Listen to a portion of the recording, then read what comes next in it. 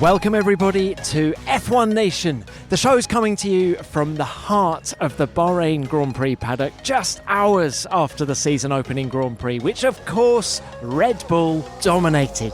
Max Verstappen takes victory, a Red Bull 1-2. They will take some beating this year. Yes. Please welcome back to the Formula One podium, Fernando Alonso, who weaves across the line. What you have done, guys. I'm so proud of you. Max, your first win in Bahrain. It was the perfect way to kick off 2023. You delivered what you'd been threatening to do in testing. You must be delighted. Yeah, I mean, it was a really good race. It's been a great start for us, for the whole team, you know. So this is not something we are used to. We are very happy at the moment. But we always keep working. And will this stunning pace that we've seen today translate elsewhere, to Saudi, for example? Well, Saudi is quite a different track to this one. You have a lot more like straights, fast corners, and a lot less deck. And I think here we were particularly good on the deck. So I do expect, in terms of race pace, that everyone is closer in Jeddah. Yeah. Fernando, coming to you, podium number 99 of your career, your first podium here in Bahrain since you won in 2010. Just how sweet is this moment for you? It is. Obviously, a perfect start for this project. We didn't expect to be that competitive. I think the aim in 2023 was, getting the mix in the midfield, maybe leading that midfield and get close to the top three teams eventually. But even a podium maybe was not in the radar in 2023, and we found ourselves second best car today in Bahrain, or the whole weekend, like just behind Red Bull. So this is a little bit of a surprise, but we are extremely proud, happy with the job done at Silverstone in the factory. So big congratulations to everyone. Let's enjoy this moment and build from here, hopefully a good 2023 campaign and get closer and closer to the top guys. So are you having to reset your expectations for the rest of this season, given what's happened today and this weekend? Let's see. I think, I have the same feeling from testing, like too good to be true. And you are always expecting that something, will get, you will get a step back and you will get back to reality. But it seems real, the performance. And let's see in Jeddah. I'm curious to go to Jeddah and Australia, very different circuits. I think Max touched on before, high-speed corners, very little degradation. I think in Bahrain we were strong in things that maybe we don't find in Jeddah and Australia. So if we are strong in the next two races, I think we will have a very good 2023. There is so much to discuss and break down. Myself, Tom Clarkson, and Natalie Pinkham managed to catch up with Lance Stroll, Mike Krack, Yuki Tsunoda, Adrian Newey, Logan Sargeant, Marc Genet, and Mick Schumacher after this first race of the season. Let's talk Red Bull, first and second. They obviously looked so good in testing, and then a few kind of question marks in the practice sessions. The car wasn't quite balanced. Different track conditions, different ambient temperature conditions, and perhaps a few concerns creeping in, because you never want to go in as the favourite, do you? Because potential disappointment sets in. But I thought they were brilliant today, and I thought that Max just handled everything incredibly well, and it never looked in doubt. Yeah, you're absolutely right. And I think the only issue they've had was the one-lap performance of the car, and I'm not sure how much one-lap running they did during testing. Lots and lots of long running. You want to get the miles on the car, so you're doing reliability running in testing. And the races are won on Sunday, aren't they? When it's all about long running, and so that's what we saw them do during testing. And I think they perhaps when they took the fuel out and were doing some quali sims here on Friday, they were like, "Oh, this isn't quite performing as we were expecting." So they weren't totally happy with the one-lap pace of the car, but then today it went straight back to where they were in testing. Max completely relaxed after the race. I'm sure he was in the pen with you, Nat. Certainly in the press conference, he was just sad. He sat cross-legged, and he did also say a lovely thing about Fernando Alonso. He said, after the tough years he's had, I'm really delighted to have Fernando Alonso up there fighting for wins and doing the job. joined now by Adrian Newey, who has got a wide smile on his face, and rightly so, because after all the anticipation, hype and build-up, you delivered, normal service has resumed, Red Bull 1-2, which, by the way... Wasn't normal this time last year. No, it wasn't. I know, No. I'm correcting myself, because I couldn't believe that Max has never won at the circuit until today. No, I mean, last year was a proper mare for us, that's for sure. I think it's the first... I think Bahrain was, 211 was the last time we won the first race. So it's end of a long dry spell in that sense. I mean, it's, a test went well for us. We thought we had a competitive car. FP1, I must admit, that kind of wiped the smile off us a bit because we had a few problems. And the boys reacted really well. We had quite a long evening on Friday night with getting over those problems. Were they problems you hadn't experienced in testing? They were sort of new to the car? Yes, they were. There was an unexpected problem on the car from a reliability point of view on Friday, which meant some extra work. Because the bottom line is, for all teams, obviously, you got your kind of little splash around, 50k splash around, and then 3 days of testing. So it really isn't very much, and it's amazing just how reliable the grid has been. Given that lack of testing, but something caused us out on Friday. The car wasn't behaving quite the same as we expected it to do. The conditions seem to have changed slightly, so it might have looked smooth on the outside, but it was the duck underneath the water on Friday and Saturday. But also, what a brilliant car. It doesn't seem possible, but you seem to have taken a big step forward from the end of last year. This year's car is clearly a close evolution of last year's, but we had a good detailed look, tried to be critical of its weaknesses, try to improve on those in lots of small ways, and on a sample of one that seems to work reasonably well, because it is a sample of one. This circuit is it has some peculiarities to it, so we need to be careful to keep our feet in the ground and keep pushing. Now we're going to let you go because the team have just rushed past you for the team photos, so enjoy it. Congratulations. Thank you. Great relief, I must admit, I to get the bet it first is. one under the belt. Thank you very much. Fantastic. Really good job by you guys. And you're going to get covered in sticky, what is it? It's rose water here, isn't it? Yes, and I believe mixed in with a little bit of Red Bull. Of course, yeah, why not? I'm sure they do. Wow, just such an impressive performance by them. I mean, I know he says it's a sample of one, but everything is pointing towards Red Bull being, really, really dominant. Max Verstappen driving beautifully. Checo Perez just 1/10 behind him in qualifying. And I reminded mucked Checo up the start, didn't he? Well, he did, and actually he said, whilst he made a decent enough recovery, just losing that time behind Charles put pay to any chance he had of winning the race. He actually believed he could have won the race had it not been for the poor start. But I did remind him of that astonishingly good pole lap in Saudi last time out. So his eyes lit up at the thought of going back there. His one and only pole position in Formula One. Yeah, but, and then of course he lost out to the safety car. Do you remember? Yeah. And he really wants to, put that right. But although Checo had to finish second to his teammate this weekend, I feel he's confident about what the future holds. I think there were moments last year when his head dropped because he just couldn't get a lap time out of it. The car was a bit too loose at the rear for him, whereas this seems to be a car that both of them can drive. So, if it does turn into a Red Bull show, I think we could seriously get two drivers battling away at the front, and then throw in a bit of Alonso, throw in a bit of Ferrari, which I'm sure will happen on occasion as well. And 2023 Formula One, Natalie Pinkham, is going to be mega. It is good to be back. Charles Leclerc is coming to a stop. Oh, come on. What happened, guys? No power. Charles Leclerc retires from the opening Grand Prix of the year. We're speaking in slightly hushed tones because we've actually just come to Ferrari. It's the sort of first place we've stumbled across. I know, and what a difference a year makes, hey? Do you remember when we were here this time last year? We sat down with Binotto, absolutely buzzing after their 1-2. Yeah. And you can kind of feel the tumbleweed.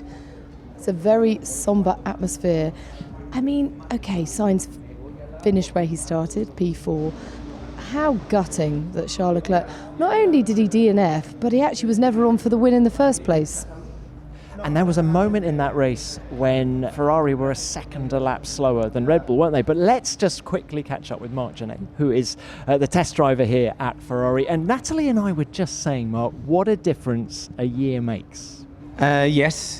But last year we started very well and we didn't finish very well. So I hope this trend that the winner of that Grand Prix has never won the championship is the case, although it's still going to be difficult. But we've improved in some areas. I think the car was fast. We could have had pole position really in Bahrain, but reliability, which was something completely unexpected. Really, we were not expecting that.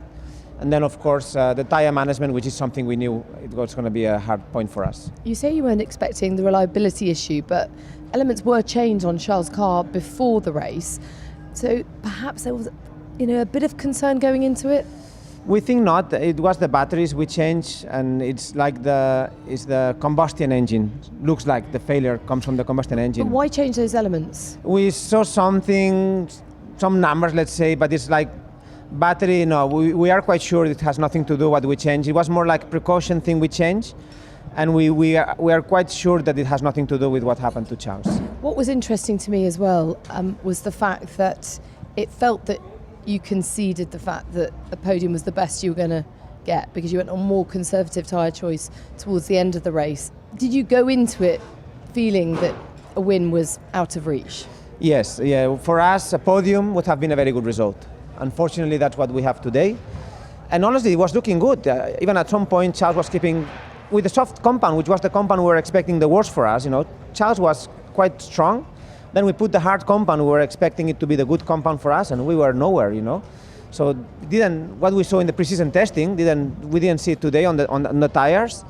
We were aiming for the podium, and I think Charles would eventually have got it, not with a margin, but I think he would have had up the pace. But so it was very disappointing to miss out, both for Charles and then of course for Carlos. And do you think that podium would have come about because of the tyre strategy in qualifying yesterday? Not doing that second run in Q3 gave him those new tyres that got him ahead of Checo at the start, didn't it? I think so. I think Ferrari has been brave. Today we even did like a double pit stop, So I think Ferrari is being brave and creative.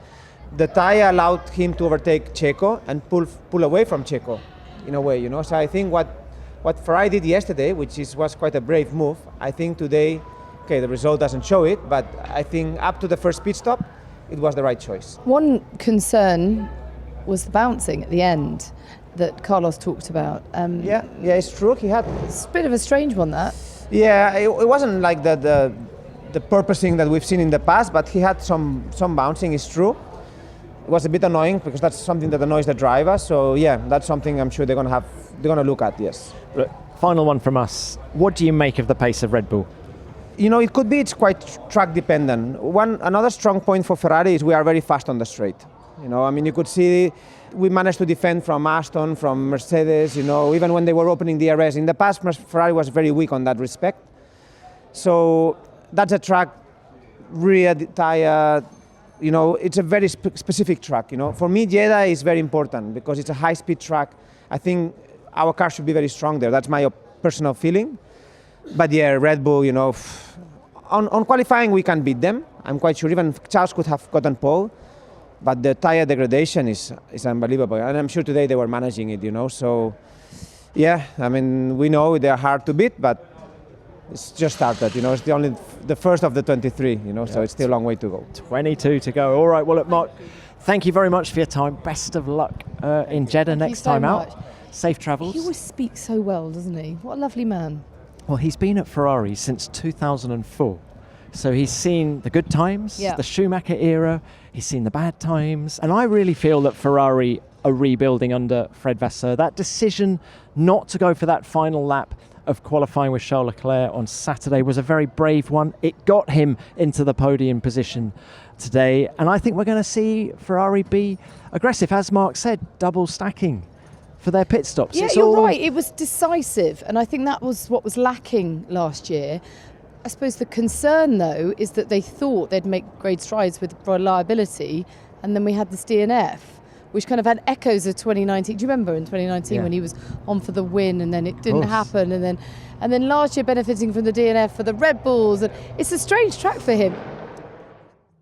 This episode is sponsored by Athletic Greens. I gave AG1 a try because I love trying to find simple ways to optimize full body health without the need for buying multiple vitamins and supplements. If you started a new health or fitness regime this year but have found yourself falling to the wayside recently, I really recommend AG1. It's so much more than a nutritional drink. With just one scoop mixed in water, you're getting 75 high-quality ingredients, and it can really help to support your immune system, improve energy, and take care of your gut health.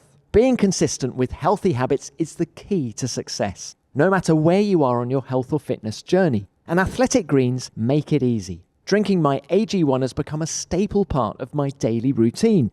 I take it first thing in the morning, so I'm fully hydrated and ready to tackle whatever the day throws at me, but I found it works just as well if you drink it before or after a workout because it really helps aid your recovery. If a comprehensive solution is what you need from your supplement routine, then Athletic Greens is giving you a free 1-year supply of vitamin D and 5 free travel packs with your first purchase. Go to athleticgreens.com/F1Nation. That's athleticgreens.com/F1Nation. Check it out. He's making the move, Sainz is nearly driving him off the road, but Fernando Alonso is onto the podium once again in Formula One. What a debut he is having with Aston Martin. Yes, bye-bye. So we've made our way down to Aston Martin, who I think really, the buzz is about you guys after this race, really. Yes, Red Bull were brilliant, very dominant. We're used to that, aren't we? Yeah, we are used to that, But you exactly. are the story of the weekend. And this is team principal Mike Krack. Look, Mike, great weekend, but also this points to a decent season, doesn't it? Yes, great weekend. The season we have to see how it goes, because this is obviously a bit of a special track also, we should not forget. We have a lot of different characteristics on the ones to come, so it's important to keep the head down, celebrate today, but from tomorrow we have to really prepare this seriously, how it continues. But it is certainly true that we have made a step that we wanted to make, and I think we have a better car and a better package, and obviously I look more forward now than I did 12 months ago. Look, how much of a relief is it to deliver on the promise you were showing in testing? Yeah, I mean, this is not as easy as you might imagine. You know, there is a high risk of making mistakes in qualifying, losing a car in Q1 or losing a car in Q2 because you try to be over greedy, saving tires and stuff like that. And then on the race, there can be going wrong a lot of things. We saw lap 1, you have pit stops, or you get trapped into an undercut of another team, you know, and then you run out of tires. So I think there was a lot of possibilities to make mistakes, but as a team we managed to not make them today, and I think this helped us to achieve the result that we did. We heard quite a stirring speech from Lawrence on Sky tonight. It was almost moved to tears. It was beautiful. It was great. You know, he's absolutely got his eyes on the prize for within a 5-year period. It feels, though, as if it's come quicker than even he probably expected in terms of this podium. Would you agree? Yeah, but also we must not forget, you know, last year we did not really progress. When you look at, I think the first Aston Martin year we were P7. Last year we were P7, so you cannot call that progress, can you? So I think it's time to make progress. We now managed to make it. But there's still a long road ahead of us. If you see how far we were away from the race winner, it's still a lot of big distance. Second fastest car this weekend, Mike. I'm going to put a more positive spin on it than that. When you think where you were last year, I think it's a phenomenal jump forward. I agree. It's a big jump forward, phenomenal. That would have been if we won the race. No, it is a very good step that we have made. But also, you said first race of the year. You know. I think we need to wait 2, 3, 4 races to really see how big the step is, but I think we can say that we made one. And what difference does this result make just to the ambience in the team, the atmosphere back in Silverstone, just the shot in the arm, I guess, that it's going to give you? Yeah, I mean, you said already about the bus. You know, we had the bus also already before. Coming here or you know, over the last months, it was really, you could feel it, that things were really progressing, that things are positive. And we have a fantastic team, to be honest, and everybody gives 100% all the time. And there is, I'm sure I will get more reports or more analysis reports in 2-3 hours or midnight tonight, because there is still some people working flat out at this point to do even better next time. Can you allow yourself one little cheeky drink tonight? Maybe let your hair down, a little party? Let's see. That's a yes! Well done. And so you should. A very, very popular result today. Well done. Thank you for your time. Great stuff, Mike. Many congratulations. And what an assured team leader Fernando Alonso is. Yeah, I mean, I feel like it's a really good dynamic. Do you know one thing that did occur to me, though? I wonder how Seb's feeling watching on. God. I mean... Penny for your thoughts, Seb. Penny for your thoughts. I mean, I'm sure, actually, knowing Seb as we do, he will be just very proud and pleased for them. He'll be delighted. And actually... There must be part of him that's thinking, oh, that would have been nice too. But I think he knew what was coming. One of the heroes of today's race was undoubtedly Lance Stroll. 2 broken wrists, a broken toe, and yet he somehow managed to bring his car home in 6th place. It was a phenomenal effort. How's the body feeling? Yeah, it's good. It's not that you said you were in pain in the pen. Come on. Yeah, I've been better. It's going to be a little sore in the morning, but it's all worth it for some good points. I mean, absolutely Herculean effort from him. And Fernando called you his hero. Did you hear that? Yeah, I mean, I think it's just a great day. Great day for the whole team, Aston Martin, everyone back at the factory that worked so hard to build this car. It's a pleasure to drive and a great way to start the season. We're already looking forward to Jeddah. Well, hey, Lance, talk us through the last 2 weeks, right? You have an accident, right? But then what happened next? So I don't think anyone can really, have you ever experienced anything? No, yet? it was the most insane 2 weeks of my life. So I fell off my bike, and I went down really hard, and I knew right away, I was just broken. I knew right away both wrists were crushed, and my toe, I only realized my toe at the end of the day because I was so focused on my wrists. And I had a 30-minute walk back, a 20-minute walk back from where I crashed on my bike to the car because we were riding through the forest.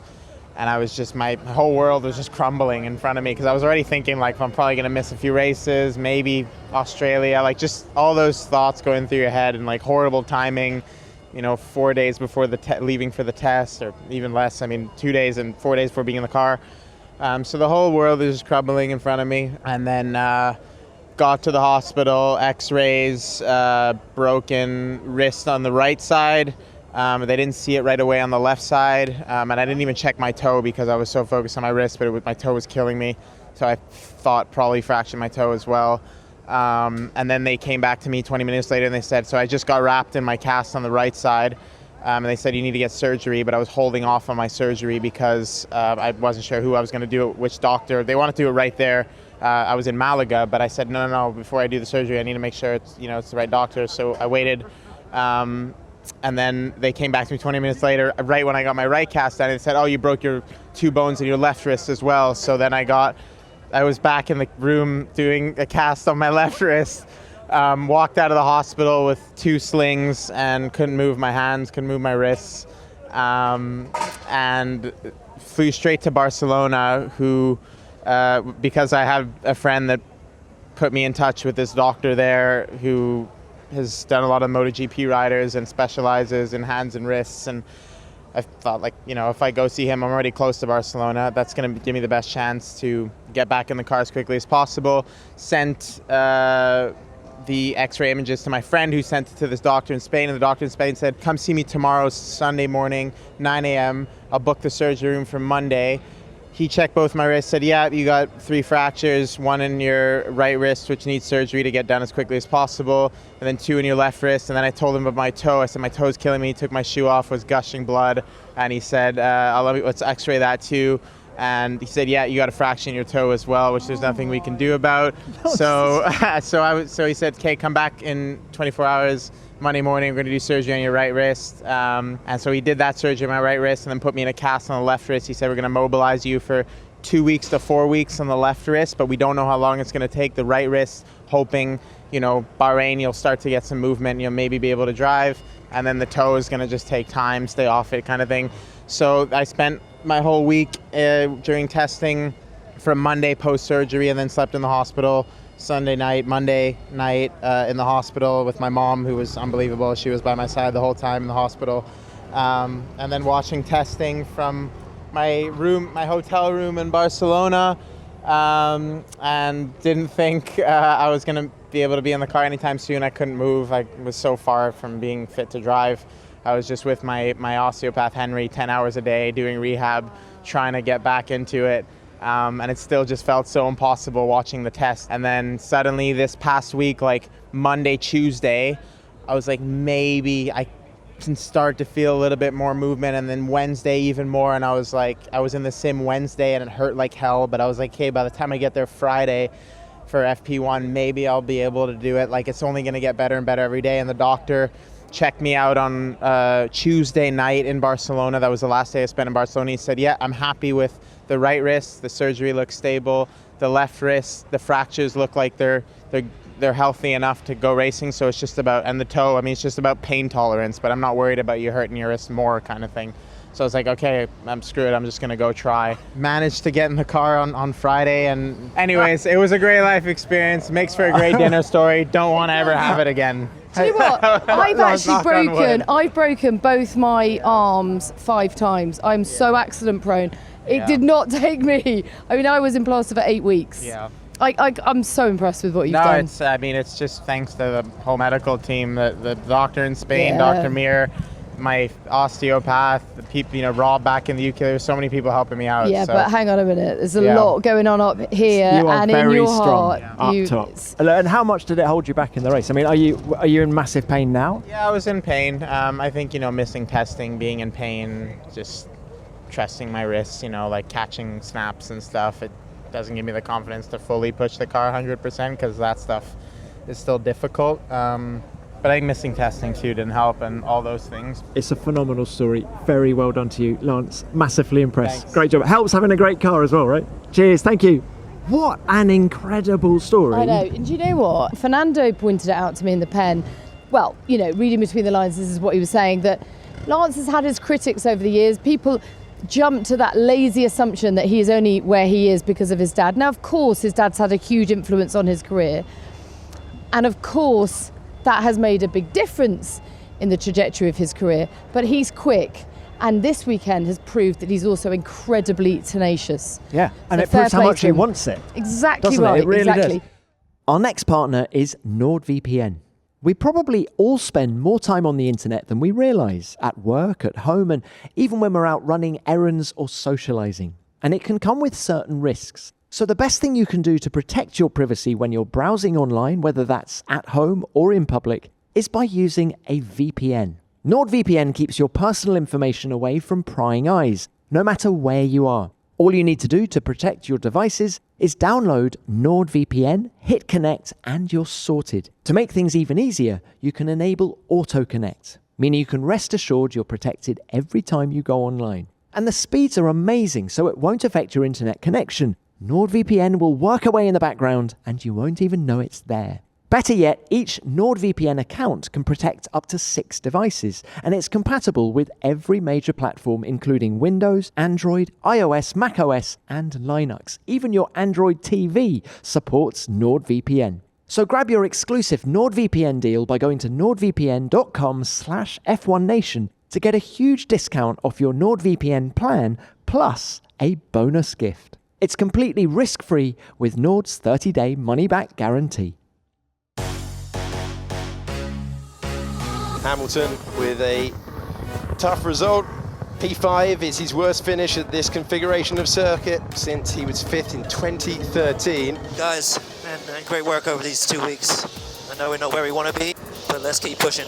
We got some serious work to do to close the gap, but I believe in you all, so let's keep going, bro. We've strolled down the paddock and we're now with Mercedes and their third and reserve driver, Mick Schumacher. Mick, it's great to have you on the show. Yeah, hello. Thank you. Tell us about your first weekend with Mercedes. Well, it's been very enlightening, if I can say that. It's been very interesting for me to see, I think, racing from a different perspective. Obviously, I have never really encountered this side of it. A lot that I could already, take on board. Hopefully a lot that I'll be able to use in the future. Now look, you've just come out of the debrief, haven't you, after the race. What's the mood in the camp? I think that everybody's keeping the positivity high. Everybody's trying to really also focus onto the positives and really looking ahead to hopefully turning things around soon. Do you know what? In the pen afterwards, I felt that Lewis was ebullient, actually much more upbeat than I thought he might be. He obviously made up a couple of places. George, though, didn't seem as happy. He seemed more frustrated. Lewis was talking about, the fact that the team were in the fight. And when I put that to George, he was like, yeah, but in the fight for what? But I suppose Lewis enjoyed a great little tussle with Fernando, which was sort of reminiscent of old. What's your overall feeling as to where this team is at the moment? Well, I think in general, Mercedes has always proven to be one of the best teams to kind of bring upgrades and turn things around. And therefore, I think, Lewis can be upbeat and positive. And I'm a strong believer into the team. Otherwise, I probably wouldn't have, chosen this direction. And I mean, just also seeing how Toto works in his position is quite incredible. And I'm excited to see how the next few weeks are going to look, because I'm sure it's going to, be very enlightening for me. To obviously they're in a spot where they don't really want to be, because they're used to a lot more. But the work definitely hasn't stopped and is going to properly start now. Now look, you've been in the simulator a lot, back in Brackley in the UK, haven't you? What can you tell us about this car? Well, I mean, in some ways, it's definitely feels great for me, because I come from a car obviously which has been quite difficult to drive, and to jump into a simulator which is pretty accurate and pretty close to I would say reality. It's really been good to have that feeling, to be also able to try out a few different things in the simulator. From what the drivers say, it's really not too far away. I know that you will have been gutted to lose your seat at Haas, but I feel like in the grand scheme of things, this could be exactly the move that your career needed. To come into a team like Mercedes, I feel like it's a really good fit. You for them and them for you. And actually, I've heard a few whispers that people are sniffing around to give you a drive next year. Is that true?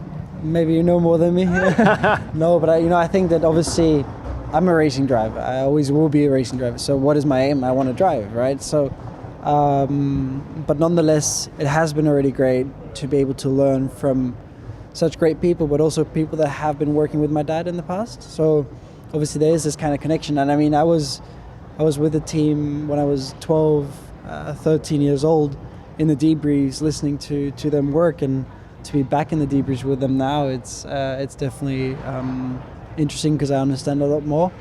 And hopefully I'll be able to take a lot of that with me to wherever my future brings me, hopefully in F1. So Shove, Bono, Ron, Meadows, they're all guys who work with the old man, aren't they? Yeah, exactly. You're learning a lot and it's really positive, but as you say, you are a racing driver. How tough has it been today of all times to just watch 20 guys out there that hasn't included you? Very. I've been sat on this stool there with my hands in my arms and just felt like the day was never going to end, because I just wanted to jump into a car. But it's also, it's another factor which proves to me and to myself that I really, really want this. And it shows that I'm not okay with not being in the car. And do you see this has to be a 1 year pit stop as a third driver and then bounce back in 24? It's even longer in the pits than Lando was today. A 1 year pit stop. I don't know what the future brings. I mean, it's difficult to say. I feel very much at home at Mercedes, and therefore, definitely have to see what options I have for the upcoming season. But also I guess a lot of that will be kind of shown as the year goes by. Okay, so a lot of people listening to this are going, can Mercedes bounce back in Jeddah? It's a very different track, high speed. Do you think the characteristics of this car will suit Jeddah a little bit better? Difficult to say. I mean, the Red Bull just looks super, super dominant. It looked really simple out there in some ways for Max and Checo. I don't think that there's reason to believe they will be at their pace, but hopefully we'll be a bit closer, not as far as here. It's lovely to see you, and for what it's worth, we think you're a brilliant asset to this grid. So I really hope that you do find a drive going forward. We're all pushing for that. Thanks, Mick. Thank you for Mick, your time. great to chat. Thank you. Do you know what? The irony, TC, is that he could actually take real heart from the man that replaced him at Haas. Because if ever there was a story of someone that can come back after time out of the sport, it's Nico Hülkenberg, who, by the way, had a really difficult race today and had that damage after some contact with the Alpine that really paid too many chances of staying in the points, because, of course, he qualified P10. But I think the Haas can be really encouraged by the fact that they've got decent quali pace. They've just got to work out what on earth is happening with their race trim. Yeah, completely agree. And I think Hülkenberg has just slipped straight back into this paddock. It's like, 3 years out is a long time. But that's and what I mean. It feels about like he's not Mick. been away. That's what I mean. It's, these as we well know, time flies in this sport. And as long as you can just keep your toe in, keep your interest in, keep your fitness up, you don't lose your talent, do you? No, not at all. And Mick is going to do. He's going to do those nighttime sim sessions. So when we get back to Europe, he's going to be staying in Brackley on the Friday. He's going to go on the sim after second practice, put loads of different setup changes through the sim, and then fly out first thing on Saturday to a Grand Prix weekend. So while we might think, third driver, he hasn't got much on his plate, he's going to be really busy, and he's going to know more about that W14 than the race drivers, because he's going to be doing hours and hours driving what is a very accurate simulation of that car. Which all will be great for his career in the long run. Will we're indeed. going past McLaren now. Whoa, what a weekend for them. I mean, we didn't anticipate that it would be a strong one, but I don't think anyone could have predicted how tough it was going to be. Poor old Oscar, really tough quali for him yesterday, and then to not even see the checkered flag in his debut race must be tough. But look, we've said it many times, it is a very, very long season. I was impressed at Lando's tenacity, never give in attitude. 5 pit stops, my goodness. But I think these reliability problems will be a real concern to them. Sure. And the lack of performance on top of that. But it was interesting that they prioritised getting some miles under their belt today over reliability, because obviously they weren't going to finish in the points with that many pit stops, and you might have thought, why not save the engine, save all the bits, because everything's so limited. But I think it's all about trying to find some performance in that car, isn't it? And so that's why they sent him out time and time again. But even though, do you know what, Nat, I take some heart from Norris's performance in qualifying. P11 is something that they I think weren't expecting, and Oscar was half a second off or so.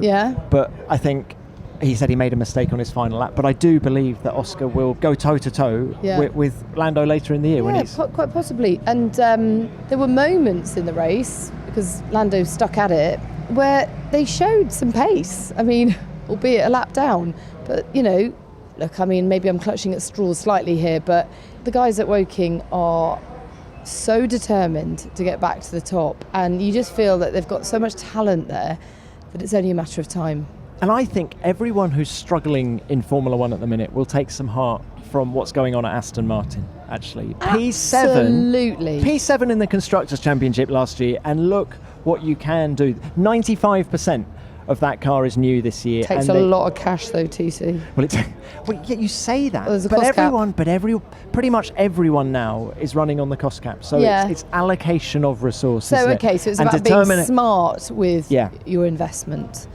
Yes, and actually that's something that you can say for them in their various iterations through the years they've been very good at, is actually being clever about the use of budget.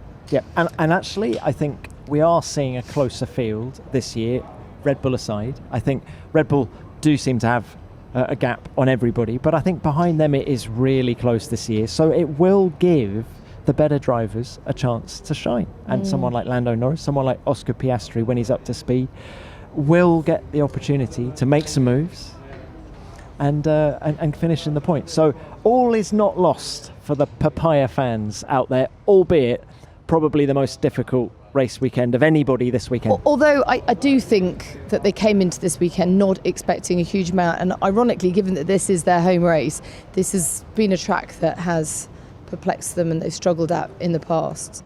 This episode is sponsored by BetterHelp. Getting to know yourself is one of the most important things you can do for self-improvement, and it's a lifelong process. Why do I react to things in the way that I do? What do I really want?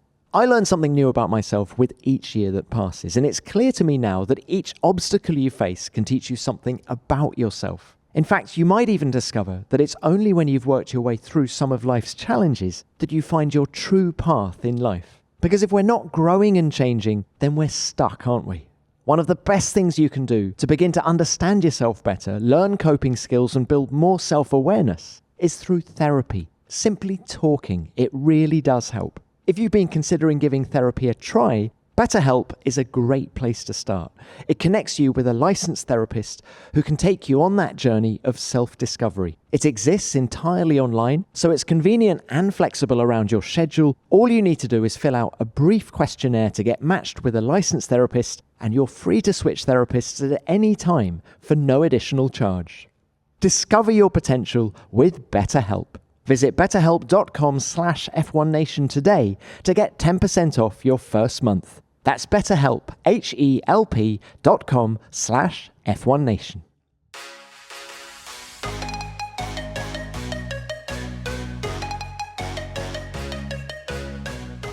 So the top 10 looks like this. Max Verstappen took his first win here in Bahrain in the 36th of his Formula One career, with Sergio Perez, his Red Bull teammate, coming home in second place. Fernando Alonso in the Aston Martin came third, the 99th podium of his Formula One career.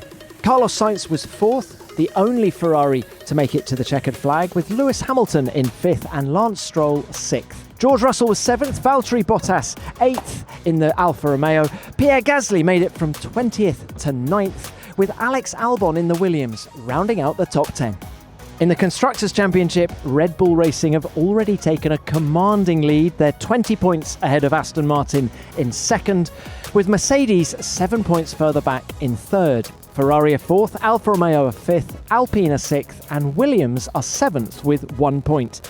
AlphaTauri are eighth, in ninth are Haas, and McLaren are 10th. There were 3 rookies in the field today, and the first one home was Williams' Logan Sargeant in 12th place. It was a phenomenal effort by him. He's looking very happy as he stands next to us now. Logan, let's have a really quick word with you on your debut. You're getting high fives all around because actually it was a really strong weekend, wasn't it? Yeah, I think as a whole, the team in general, we outperformed what we expected in testing. It was a solid day, and yeah, I couldn't have asked for much more, to be honest. It's more than a solid day. I think you've had a phenomenal debut. Yeah, I think the only place I sort of let myself down a little bit was missing out on Q2. I would have liked to have had that one back, get another go at it, but to be honest, as a whole, I'm really happy with it. It's a great place to work from going forward, and yeah, I'm looking forward to Saudi. What is the biggest thing you've learnt this weekend? Well, it might sound silly, but just the fact that I am capable of driving and competing with the guys at the highest level of this sport. Obviously, operationally, there's loads I've learned, worked on the starts, stopping boxes, pit stops, pit entries, pit exits, even overtaking in that race today. So there was a lot we learned. Tire management was key, and I think we just really did well at managing everything today. Do you have time to enjoy it? Yeah, I loved every second of it, to be honest. So good. That's so good. It was probably one of my most enjoyed races ever. That's brilliant. Well, well done. Thank you very much. Well done. I appreciate it. Thank you. Well done. See you at the next one. Thanks, Logan. Yuki. Hey, Yuki, before we get on to this race weekend, I heard that you and Natalie were hanging out together over the winter. Is that true? Yuki's my hero. Very true. Listen, what goes on tour stays on tour, right? It was really nice, actually. It was nice. That was amazing. Nice. We had fun. We went to quite a cool party in Dubai. Obviously, no alcohol was consumed. We were very grown up and professional. Hey, but Yuki, you've been training really hard. You've got Michael Italiano with you now, and that's Daniel Ricciardo's Daniel's old trainer, and also one of his best friends from school. So, how much of a difference is that making? Well, he's not doing anything. Are you listening, Mike? You're doing it all. But just in terms of your mindset coming into this season, I feel like I don't know, maybe you just feel a bit freer and... It's good that he has, experience in Formula One with Daniel since 2018. I have more experience from him, what Daniel was doing, and how he was acting in outside racing, inside racing, and that helps me as well. Relationship with him is we get along so well. Actually, immediately what I didn't expect. So it's just good, always having fun, laugh anywhere. Yeah. Actually, also with Noah, previous trainer as well, but it's a bit different kind of love as well. But it's just good. Do you know Australians are just different, aren't well, they? no, but I tell you something. I think this can make a massive difference because being a racing driver can be quite an isolated experience. Traveling the world, it's really important to have an ally, like someone in your camp that really cares and has always got your back. This weekend, it was really important for you to. You're obviously established within the team, but almost assert yourself over your new teammate because everyone's raving about the fact that he scored points on his debut. It was really important for you personally to out-qualify him and be better placed. I mean, obviously you weren't in the points, but I felt like the points were within touching distance. You so nearly got them today. It was so frustrating. Yeah. I mean... But it was a good performance all round, really, from you. Yeah, it was, definitely. I'm happy with my performance itself. From free practices, consistently able to drive quite good. Like I said, like you said, just really, really close. They ended up, close with the points. I'm good friends with Alex as well, but as soon as after cross the finish line, I literally wanted to, I don't know, maybe I shouldn't say here, but overtake like crazy because he always put away in the main straight, which is the main difference between AlphaTauri and Williams, that they put away his main straights so much. But yeah, I think in the end he did a very good job. It was really fun actually to drive together with him, but it was really close and so frustrating. So close to points. I'm sure they'll come. They'll come very soon. Yeah. Yeah, I know. I couldn't. Yeah, definitely. I think I just continue like this, and it's a shame that the first time actually I lost I didn't score points in Bahrain. I know, right? He's got a great run of performances here. Good point. Yeah. So yeah, next time Saudi. Yeah. Very different racetrack. I'm sure you'll go well there. Yeah. Yuki, thank you so much. Thanks, Yuki. Really Great good to see chat. you. Thank you. He does look in good shape, and as you say, that was an important weekend for him because Nick de Vries, great racing driver, Formula E world champion, and yet, Yuki came in and he held his nerve and held his own. So, 2 weeks' time, Jeddah. Yes. Fastest street track I've ever seen. They made a few changes. We're going to have Martin Whittaker, who is the boss of that track, on the show next week. But for now, TC, as we tap out of the paddock and out of the Bahrain International Circuit for another year, thank you and goodbye. Now, F1 Fantasy is up and running, and we have an F1 Nation team. It's called F1 Nation Racing, and our two constructors for the first race were Red Bull and Aston Martin. We chose well, didn't we? And our drivers were Max Verstappen and Fernando Alonso, then the rookies, Oscar Piastri, Logan Sargeant and Nick de Vries.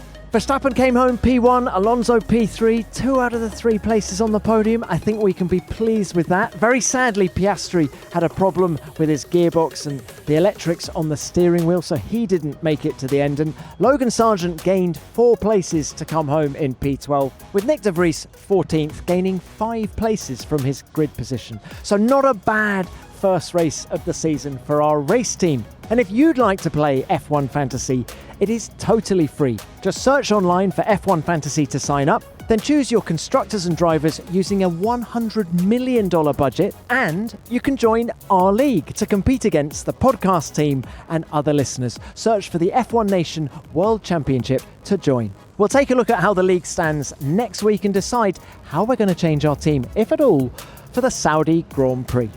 Before we go, please get your questions in for Ask the Nation. We've now seen the first race, and get your questions in to the team at Ask the Nation. Record them as a voice note and email them to f1nation@f1.com. We love answering your questions, and we are one community here at F1 Nation, so please get them in and we'll do our best to answer them from next week. But for now, Race 1 here in Bahrain is done. It was a phenomenal weekend. In fact, it's been a phenomenal 2 weeks if you were here for testing as well, as I was. But we move on to the Saudi Arabian Grand Prix in 2 weeks' time. There's a lot of work for the teams to do before then, but we will be back next week with, of course, our Saudi Grand Prix preview. But for now, F1 Nation is produced by Formula One and Audioboom Studios. Thanks for listening.